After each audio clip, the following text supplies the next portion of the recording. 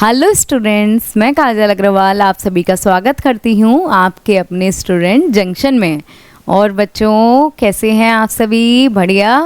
उम्मीद करती हूँ मैं आप एकदम स्वस्थ होंगे, तंदुरुस्त होंगे और खुश होंगे। सबसे ज़रूरी है हमारा खुश होना, हैप्पी होना। तो बच्चों, लास्ट क्लास में आपको क्या पढ़ाया था? लास्ट क्लास में आपको केस स्टडी के चैप्टर 1 के जो केस स्टडी है उसके क्वेश्चन सॉल्व कराए थे। आज हम उसी सीरीज़ को कंटिन्यू करेंगे। तो चलिए विदाउट वेस्टिंग टाइम उस सीरीज़ को कंटिन्यू करते हैं।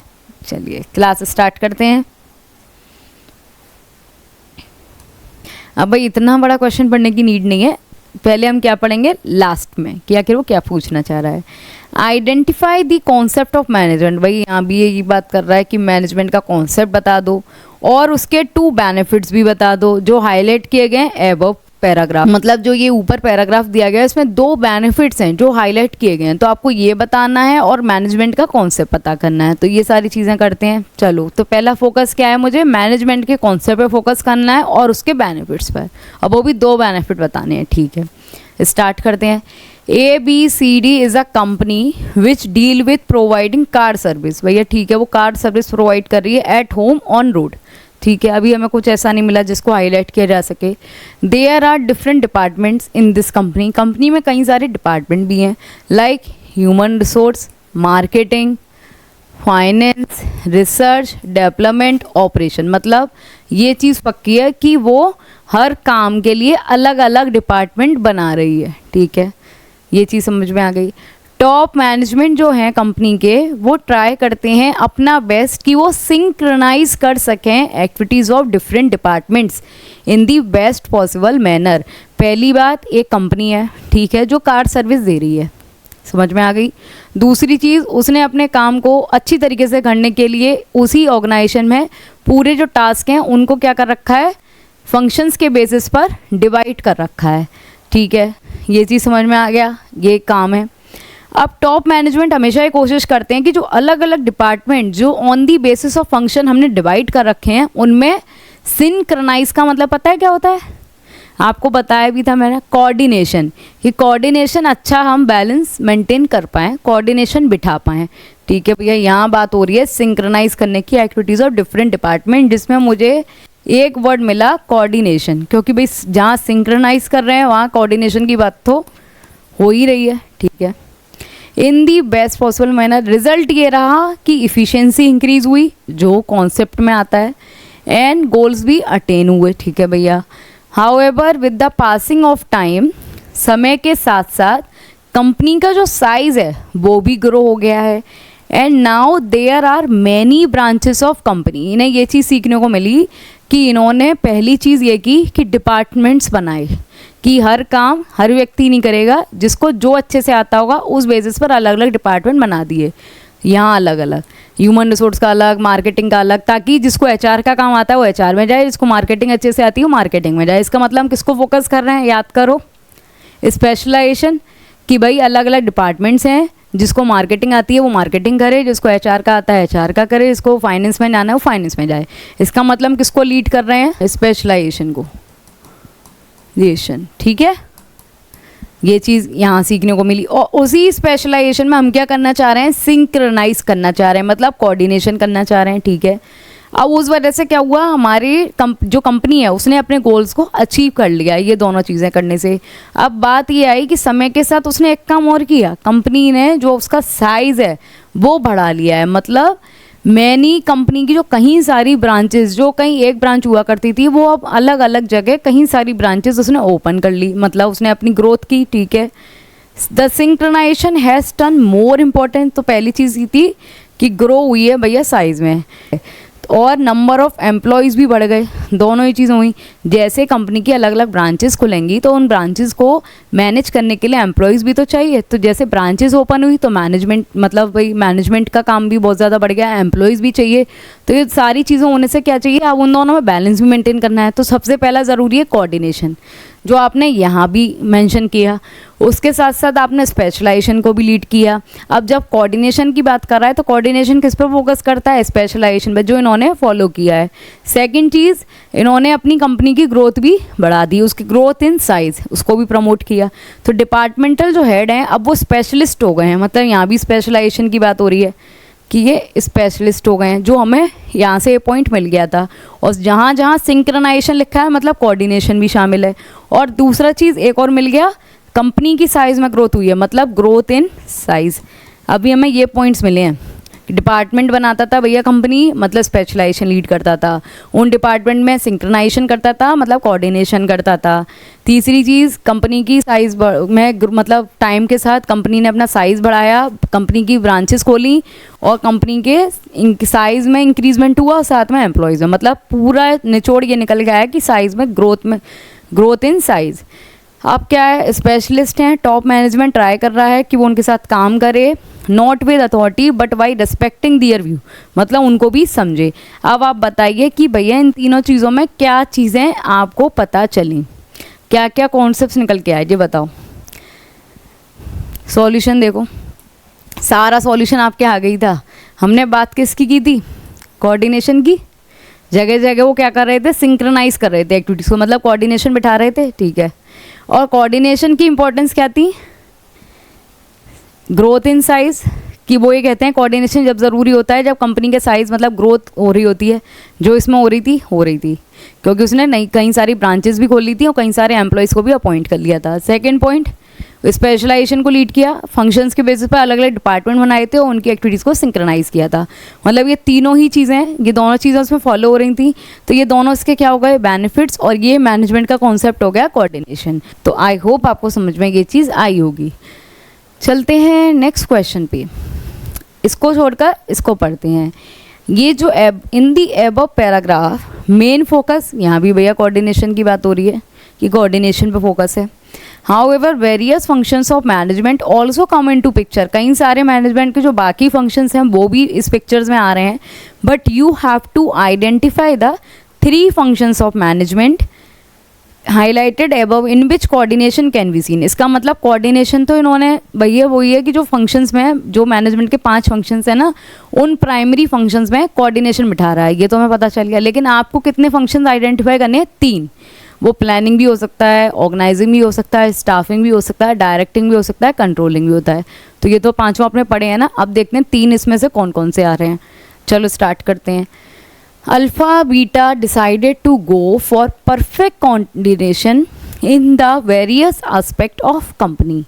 ठीक है भैया, अल्फा बीटा जो कंपनी है उसने डिसाइड किया कि वो परफेक्ट कोऑर्डिनेशन लेकर आएगी कंपनी के कई सारे वेरियस एस्पेक्ट में। अभी कुछ नहीं समझ में आया, ठीक है। उन्होंने फोकस किया सिंक्रनाइजेशन पर कि सभी ऑर्गेनाइजेशन की एक्टिविटी को सिंक्रनाइज करना है। तो ये तो इसमें ऑलरेडी बोल ही रहे थे कि कोऑर्डिनेशन हर जगह दिखेगा, क्योंकि जहाँ सिंक्रनाइजेशन है वहाँ कोऑर्डिनेशन है। ठीक है, अब ये तो हमें पता चल गया। हमें तो फंक्शंस देखने हैं। For this they know coordination will be the key at the stage of thinking what is to be done. अब हम उस स्टेज पर आ गए हैं जहाँ हमने ये सोचना शुरू कर दिया है कि हमें क्या करना है। तो ये इन 5 फंक्शंस में से किस फंक्शन में हम सोचते थे कि हमें क्या करना है, कैसे करना है, कब होगा, कब सोचते थे? What is to be done किस फंक्शन में आता था? प्लानिंग में, जिसमें हम ये सोचते थे कि what is to be done, how is to be done, why is to be done. तो ये सारी चीज़ें, या when is to be done, ये सारी चीज़ें, मतलब जहाँ चीज़ें हमें क्लियर नहीं है हम कोशिश कर रहे हैं, मतलब प्लानिंग कर रहे हैं। तो एक फंक्शन तो यहाँ पता चल गया कि ये बात कर रहा है प्लानिंग की। पूरी साल क्या करना है ये देख लो, डिसाइड कर लो और कंसीडर भी कर लो कि आपको हार्मनी भी मेंटेन करनी है between the organization of the goal and individual department. मतलब जो एक ऑर्गेनाइजेशन के गोल्स हैं और डिपार्टमेंट्स के गोल हैं उनमें आपस में हार्मनी होनी चाहिए। और उसी चीज़ को फॉलो करते हुए आप ये देखिए कि क्या क्या चीज़ें आप कर सकते हैं। मतलब प्लानिंग की बात हो रही है जो हमने यहाँ पता कर लिया। अब हम नेक्स्ट फंक्शन पे चलते हैं। When they hire employees they pay them only after valuating their worth in terms of how efficient they are.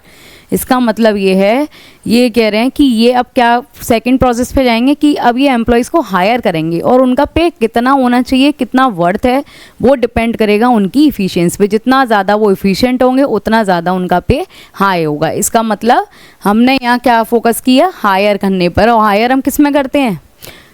Staffing में, भाई स्टाफिंग में ही तो हायर करते हैं, तो सेकंड फंक्शन ये निकल कर आ गया। Finally when the last month of production comes they, मतलब फाइनली अब क्या हुआ, प्रोडक्शन का लास्ट मंथ आ गया। And time and again check the deviation between the set target. अब जब ये समय आया कि प्रोडक्शन शुरू हो गया तो हमने चेक किया डेविएशन, डेविएशन मीन डिफरेंस किसके बीच में, the set target and the actual production. ये डेविएशन, टारगेट, स्टैंडर्ड, एक्चुअल, ये सारी चीज़ें तो कुछ पड़ी पड़ी सी लग रही हैं। किस में पढ़ा था कि एक्चुअल परफॉर्मेंस और जो स्टैंडर्ड है उसके बीच में कंपैरिजन हो रहा है और डेविएशन निकालने की कोशिश हो रही है। किस में था ये, कंट्रोलिंग में, जिसमें आप चीज़ों को ये देखते थे कि चीज़ें ठीक से हो रही हैं या नहीं। अब बताओ, इतना बड़ा क्वेश्चन देखने में लग रहा था लेकिन सॉल्व करने में कुछ भी नहीं था, और पूछ भी यही रहा था कि 3 फंक्शंस बता दो, और तीनों ही फंक्शंस आपको पता चल गए। First is planning, second staffing, third is controlling. कितना इजी था। अब देखो 7 क्वेश्चन, ये तो बहुत ही ईजी है। अब इसमें पहले हम ये देख लेते हैं भैया ये पूछना क्या चाह रहा है। In the above case identify कीजिए डिफरेंट लेवल ऑफ मैनेजमेंट को जो ये तीनों फ्रेंड्स जो धीरज, नीरज, सूरज हैं उससे बिलोंग करते हैं। मतलब लेवल ऑफ मैनेजमेंट पता करना है कि कौन कौन से लेवल्स हैं और तीनों फ्रेंड किस किस लेवल से बिलोंग करते हैं। लेवल ऑफ मैनेजमेंट पढ़ा है, बस अब फोकस किस पर है, लेवल ऑफ मैनेजमेंट, मतलब टॉप, मिडिल, लोअर, ये तीनों ही पूछना चाह रहा है, इसके अलावा कुछ नहीं। ठीक है भाई, क्लियर हो गया। अब आगे बढ़ते हैं। धीरज, नीरज, सूरज 3 फ्रेंड्स हैं। ठीक है, ये एक ही कंपनी में काम करते हैं। ओके, दे आर मैनेजर्स, वो मैनेजर्स भी हैं, लेकिन एक चीज़ है कि वो बिलोंग करते हैं 3 डिफरेंट लेवल ऑफ मैनेजमेंट से। तीनों ही मैनेजर हैं लेकिन तीनों का लेवल ऑफ मैनेजमेंट अलग अलग है। ठीक है, ये चीज़ समझ में आ गई। Every day they meet and discuss their work with each other, हर दिन वो मिलते हैं और एक दूसरे के साथ डिस्कस करते हैं, अच्छी बात है। One day they were having a conversation, एक दिन जब उनके बीच में बात हो रही थी तो धीरज ने ये कहा कि इन दिनों, these days, I am having a lot of problem motivating the people at the shop floor। धीरज ने क्या कहा कि इन दिनों मुझे काफ़ी प्रॉब्लम हो रही है जो लोग शॉप फ्लोर पर काम करते हैं उनको मोटिवेट करने में। अब भाई धीरज, नीरज, सूरज तीनों आपस में मीटिंग कर रहे हैं, बात कर रहे हैं, तो धीरज ये बोल रहा है कि मुझे शॉप फ्लोर पे जो काम कर रहे हैं उनको मैनेज करने में बहुत दिक्कत हो रही है। इसका मतलब वो किन का मैनेजर है, किस लेवल का मैनेजर है, वो शॉप फ्लोर पर काम करते हैं वर्कर, और वर्कर को मैनेज कौन करते हैं, सुपरवाइज़र, और सुपरवाइज़र किस लेवल पर होते हैं, लोअर लेवल पर। तो यहीं क्लियर हो गया आपका कि वो भाई शॉप फ्लोर पर लोगों को मैनेज करता है, इसका मतलब वो किस पर काम करता है, लोअर लेवल पर। I have decided to purchase 2 new machines, I know I will have to set an example by being the best leader. ठीक है भाई, यहाँ तक इसका काम खत्म हो गया, छोड़ो भैया धीरज तुम्हारा काम तो हो गया। अब नीरज की बात करते हैं। अब नीरज ने क्या कहा, मुझे भी भैया प्रॉब्लम हो रही है with knowing the exact requirement of the people, मुझे ये नहीं समझ में आ रहा है कि लोगों की आखिर एग्जैक्टली रिक्वायरमेंट क्या है। ठीक है, इन माई डिपार्टमेंट, मतलब मुझे ये नहीं समझ में आ रहा है मेरे डिपार्टमेंट में एग्जैक्ट रिक्वायरमेंट क्या है। Different policies have to be inform to employees, कहीं सारी अलग अलग पॉलिसीज़ हैं जो मैंने एम्प्लॉयज़ को बताई भी हैं, so that they can become aware of companies goal, मतलब ताकि वो जान सकें, वो अवेयर हो सकें कंपनी के गोल्स के बारे में। मतलब उसका काम क्या है, जो पॉलिसीज़ हैं उसको वो सर्कुलेट कर रहा है, बता रहा है एम्प्लॉयज़ को। ठीक है, ये पॉइंट नज़र आ गया। And I also have to coordinate with other departmental head, इसका मतलब वो क्या है, उसे अपने एम्प्लॉयज़ को जो पॉलिसीज़ होती हैं वो बतानी भी होती हैं। सेकंड चीज़ ये निकल कर आ रही है जो डिपार्टमेंटल हेड, जो बाकी सारे डिपार्टमेंटल हेड हैं उनसे भी कोऑर्डिनेट करना होता है। इसका मतलब वो खुद भी क्या है, जब एक इंसान को इसने कहा कि दूसरे जो और भी हेड्स हैं उनसे भी कोऑर्डिनेट करना होता है, मतलब वो खुद भी क्या है, डिपार्टमेंट का हेड। और डिपार्टमेंट्स किस लेवल पर डिवाइड होते हैं और उसका हेड कौन होता है, मिडिल लेवल मैनेजमेंट। तो भाई नीरज किस पर काम कर रहा है, मिडिल लेवल पर। अब हम देखेंगे सूरज बचा। सूरज ये कहता है कि भैया मुझे तो डिसाइड करना पड़ता है फॉर लॉन्ग टर्म, लंबे समय के लिए सोचना पड़ता है, और आई know I will be the ultimately responsible for every activity, और मैं जानता हूँ कि मैं ही रिस्पॉन्सिबल हूँगा सभी एक्टिविटीज़ के लिए। सारी पॉलिसीज़, स्ट्रैटेजीज़ जो भी ज़रूरी होती हैं वो भी मुझे बनानी है। इसका मतलब क्या है, पॉलिसीज स्ट्रैटेजीज कौन बनाता है, लोअर लेवल, मिडिल लेवल या top level, top level. Top level पे पॉलिसीज फ्रेमवर्क डिसाइड होता है, मिडिल लेवल उन्हें एम्प्लॉयज़ को क्या करता है, कम्युनिकेट करता है, जो कि नीरज ने किया, और बाकी डिपार्टमेंटल हेड से कम्युनिकेट करता है, जो कि नीरज ने किया। इसका मतलब वो मिडिल था, सूरज टॉप लेवल पर काम कर रहा था और धीरज लोअर लेवल पर जो शॉप फ्लोर पर काम करते हैं उनको मैनेज कर रहा था। मतलब तीनों ही फ्रेंड्स हैं, सेम कंपनी में काम करते हैं, लेकिन तीनों ही मैनेजर हैं, ये भी पता चल गया, लेकिन तीन तीन अलग अलग लेवल ऑफ मैनेजमेंट पर काम करते हैं, जो कि पता चल गया। सूरज इस पर है टॉप पर, नीरज मिडल पर है और धीरज लोअर पर। अब देखो 8th question, What are the 3 features of profession highlighted here? Also identify the lines highlighting these features. मतलब यहाँ क्या बताना है भैया, यहाँ जो प्रोफेशन होता है उसके 3 फीचर्स बताने हैं, ठीक है, जो कि यहाँ हाईलाइट किए गए हैं। मुझे अब किस पर फोकस करना है, प्रोफेशन पे, जो आपने पढ़ा है, management as an art, management as a science, management as a profession, ये तीनों चीज़ें पढ़ाई थी नेचर ऑफ मैनेजमेंट में। अब हमें किस पर जाना है, बाकी सबको छोड़ो, सिर्फ इस पर फोकस करना है, मैनेजमेंट एज अ प्रोफेशन, उसके क्या क्या फीचर्स हैं, 3 फीचर्स जो इसमें अवेलेबल हैं। अब चलो पढ़ते हैं, देखते हैं क्या है। In a country name Wonderland acting is consider as a profession. चलो भैया, वंडरलैंड एक एक्टिंग है, तो यहाँ बात हो रही है कि एक्टिंग है जो एक प्रोफेशन ट्रीट किया जा रहा है, ठीक है। कौन सा profession, acting. Whoever has to become an actor, जो भी एक्टर बनना चाहते हैं उन्हें क्या करना पड़ेगा, बुक्स रीड करनी पड़ेंगी जो लिखी गई हैं एक्टिंग के बारे में। प्रोफेशन की बात हो रही है, ठीक है, प्रोफेशन कौन सा है, एक्टिंग, ये क्लियर हो गया, ठीक है। अब पहली चीज़ उन्होंने बोला कि जो भी एक्टर बनना चाहता है उसे बुक्स रीड करनी पड़ेंगी, ठीक है भैया, मतलब पूरा एक एक्टिंग का कोर्स है, ठीक है। ये जो बुक्स हैं ये बताती हैं एक्टिंग की बारीकियाँ, इसीलिए पढ़ना ज़रूरी है। और without reading these books one can not be consider as an actor. मतलब उन्होंने ये बोला एक प्रोफेशन जिसकी हम बात कर रहे हैं वो है एक्टिंग, जो यहाँ हाईलाइट की गई। अब एक्टिंग के लिए इन्होंने बोला कि प्रोफेशन है, ठीक है, लेकिन अगर आपको एक्टर बनना है तो आपको बुक्स पढ़नी पड़ेंगी, क्योंकि बुक्स में बारीकियाँ दी गई हैं एक्टिंग की। अगर आप बुक्स नहीं पढ़ेंगे तो आप एक्टर नहीं बनेंगे। तो ये तो वही वाली बात हो गई कि जैसे मुझे सीए बनना है तो सीए बनने के लिए पहले आपको सीए की डिग्री लेनी पड़ेगी, बुक्स सीए का एग्ज़ाम क्लियर करना पड़ेगा, तभी आप सीए बनेंगे। इसका मतलब क्या है, एक बॉडी स्ट्रक्चर है, एक सिस्टमेटिक, कहते हैं ना, एक well defined body of knowledge है जो यहाँ एग्जिस्ट कर रही है, जो कि प्रोफेशन का भी फीचर्स है। तो यहाँ एक्टिंग एज अ प्रोफेशन लिया गया है और उस एक्टर के लिए आपको बुक्स भी रीड करनी पड़ेंगी। मतलब एक well defined body of knowledge यहाँ एग्जिस्ट करती है। तो पहली चीज़ बुक्स से हमें ये निकाला गया कि एक बहुत अच्छे से, मतलब well defined body of knowledge यहाँ है नॉलेज के लिए, ठीक है भाई, ये एक फीचर हो गया, ठीक है। अब सेकंड पे, टू जज द एबिलिटी ऑफ एक्टर, एक एक्टर कितना एबल है, तो भाई एग्जामिनेशन भी कंडक्ट किया जा रहा है, एग्जामिनेशन भी होगा और देन उसको डिग्री भी असाइन की जा रही है, ठीक है। और who can then act in film. अब आप इसमें कहोगे कि मुझे तो ये समझ में आया कि भाई जैसे हम एक एग्ज़ाम क्लियर करते हैं ना और उसके बाद हमें डिग्री मिलती है, उसके बाद हमें जॉब मिलती है, वही चीज़ हो गई कि एक एक्टर बनने के लिए पहले बुक्स रीड करो, अगर बुक्स नहीं रीड करोगे तो आपका सिलेक्शन नहीं होगा। तो वही चीज़ हो गई कि पहले बुक्स रीड करनी है, ठीक है। तो मतलब एक well defined body of knowledge है जिसको आपको करना पड़ेगा। सेकंड चीज़ इसमें ये उन्होंने बोला कि आपको एग्ज़ाम भी देना पड़ेगा और एग्ज़ाम में पास भी होना पड़ेगा, तब आपको डिग्री दी जाएगी। और इसमें यह भी बोला है जो क्वालिफाइड हो जाएगा उसके बाद वही केवल फिल्म में एक्ट कर सकता है।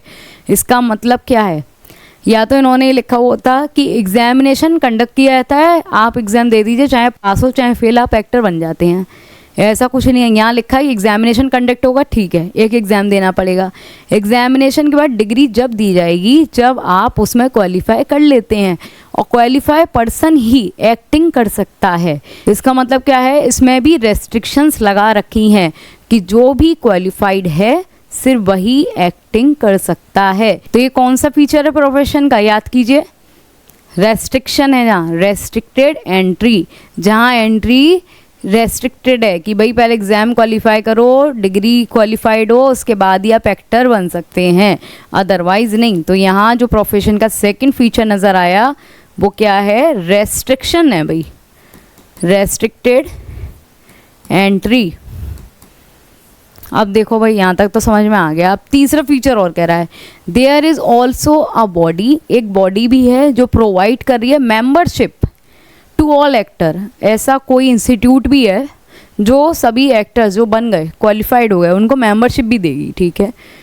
देयर आर अबाउट 30,000 एक्टर्स हैं in a Wonderland who are compulsorily member of this organisation. मतलब जो एक्टर एग्ज़ाम देकर क्वालिफाई कर जाएंगे, उन एक्टर्स के लिए उन्होंने बोला है कि मेंबरशिप जैसा भी है, एक ऐसा ऑर्गेनाइजेशन बना हुआ है जो एक्टर्स होते हैं उनको मेंबरशिप प्रोवाइड करता है। और उस अकॉर्डिंग बताया गया कि जो वंडरलैंड है, जो एक्टिंग करने लोग आते हैं, तो वंडरलैंड में कम से कम 30,000 एक्टर्स हैं जो मेंबर हैं। इसका मतलब क्या है, एक प्रोफेशनल एसोसिएशन भी मेंटेन किया रहा है। जैसे हर जगह की अलग होती है ना, वर्कर्स की ट्रेड यूनियंस होती हैं, मैनेजमेंट के लिए अलग होती हैं, बैंकिंग के लिए आप देखेंगे कि बैंकिंग सेक्टर्स में अलग एक एसोसिएशन बनाई जाती है। जैसे कुछ भी बात होगी तो वो फिर बैठती हैं ना स्ट्राइक पर। ऐसे ही इन्होंने बोला जो एक्टर्स बन जाएंगे उन एक्टर्स के लिए एक ऑर्गेनाइजेशन डेवलप किया गया है जिसमें आपको मेंबरशिप दी जाएगी। मतलब एक प्रोफेशनल एसोसिएशन भी एग्जिस्ट करता है। ये आपका क्या हो गया, प्रोफेशन का थर्ड फीचर। तो these are the 3 features of the profession that ever mention. देखो, well defined body of knowledge, क्योंकि बुक्स पढ़नी है। एंट्री रेस्ट्रिक्टेड क्यों है, क्योंकि इन्होंने बोला कि जब तक आप एग्ज़ाम क्वालिफाई नहीं करोगे आप आगे नहीं बढ़ सकते। थर्ड चीज़ प्रोफेशनल एसोसिएशन, क्योंकि इन्होंने बोला कि वंडरलैंड में मेंबर्स भी हैं। तो आज के लिए बस इतना ही। आपने आज भी 4 केस स्टडी क्वेश्चन सॉल्व कर लिए, नई नई अप्रोचेस को जाना। तो आई होप आपको समझ में आ रहा होगा बच्चों। अगर अभी भी कोई डाउट है, कोई क्वेरी है, तो एज़ ऑलवेज़ मैं हमेशा कहती हूँ कि कमेंट सेक्शन में भाई अपनी क्वेरी ज़रूर लिखिए। हमें मेल भी कर सकते हो, Gmail ID, Instagram accounts, Facebook, सारी आपके पास सारा कम्युनिकेशन के लिए जो भी चीज़ें अवेलेबल हैं आपको प्रोवाइड की गई हैं। तो आप हमसे कांटेक्ट कर सकते हैं और कोई भी क्वेरी है उसको रिजॉल्व किया जाएगा। कुछ भी प्रॉब्लम है आप मेंशन कीजिए। वी आर अ टीचर, हम आपके लिए ही हैं यहाँ। तो ठीक है, तो चलो बच्चों, हम मिलते हैं नेक्स्ट क्लास में केस स्टडी की नई सीरीज़ के साथ। ठीक है, जब तक के लिए आप क्वेश्चन सॉल्व करते रहो। आज मैं ये नहीं कहूँगी खुश रहो, आज मैं कहूँगी खुश तो रहो, लेकिन प्लस क्वेश्चन जरूर सॉल्व कर लिए केस स्टडी के, ताकि हमें ये पता चले कि हाँ भाई आप उस अप्रोच को सीखकर एटलीस्ट इम्प्लीमेंट करो। क्योंकि सीख कर फिर आप भूल जाते हो। तो यहाँ से जाने के बाद, ये लेक्चर अटेंड करने के बाद अपने आप से आप खुद प्रैक्टिस कीजिए, ताकि आपको ये पता चल सके। यहाँ चीज़ें समझ में आ रही थी तो लगता है ये तो बहुत ईजी था, लेकिन आप खुद से भी प्रैक्टिस करके देखो कि कितना आपको समझ में आ रहा है या क्या समझ में नहीं आ रहा है, ताकि आप हमें बता सको और आपके सॉल्यूशन प्रोवाइड कर सकें। तो चलो बच्चों, फिर मिलते हैं नेक्स्ट वीडियो में। और जब तक के लिए हमारे चैनल पर आना ना भूलिए। We are learning never stop. और हमसे जुड़ने के लिए क्या करना है, हमारे चैनल को सब्सक्राइब करना है और बेल आइकन को प्रेस करना है। Thank you.